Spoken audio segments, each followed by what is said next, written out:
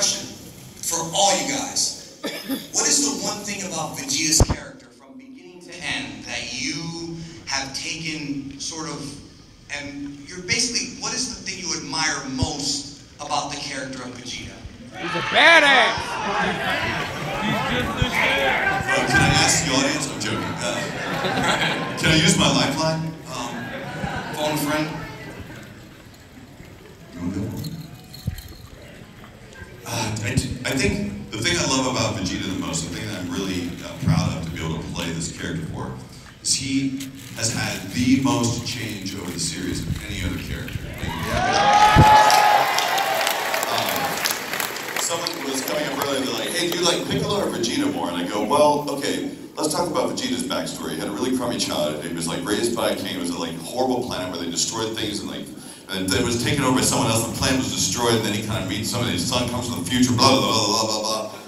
And then he has a wife, and blah, blah, and then all these things happen to him, and then Piccolo, he comes from an egg. That's it. So it's just, what I love about Vegeta is he's constantly adapting, and he's becoming such a better person that it's hard to believe that at the beginning of the series, I have to remind myself, and some people like, wow, you guys all, you let your kids wear Vegeta shirts and stuff. That dude killed people. Like, he killed Nappa just for sucking or something. I think, so it's just his ability to kind of adapt and change and just to become a better person is what I love about him. As a performer, and I don't know, I can speak for everybody, for myself, what I love is a character that has nuance. So a villain or a hero, someone who's always the same, always just a badass, the bad guy, is not nearly as interesting as a performer as a character that has nuance, that has change. And that was the first word that came to me, and you basically explained it, is there's change and a journey. That you want them to start somewhere and go somewhere. That's always so much more exciting to me. And then you get sucked in and drawn into what's happening to them. When they're struggling, when they're in pain, when they're filled with anger, when they're filled with pride, when they want to fight, when they want to run. And with Vegeta, it's all there. And that's what's so fun to play a character like that.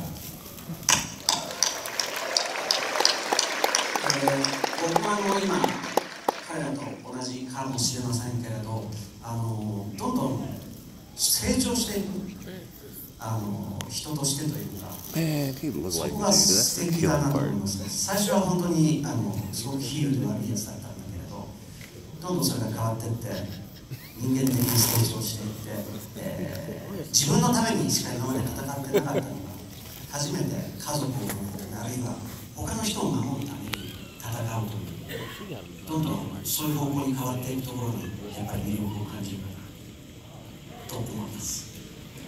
All right, yeah. I understood that last one though.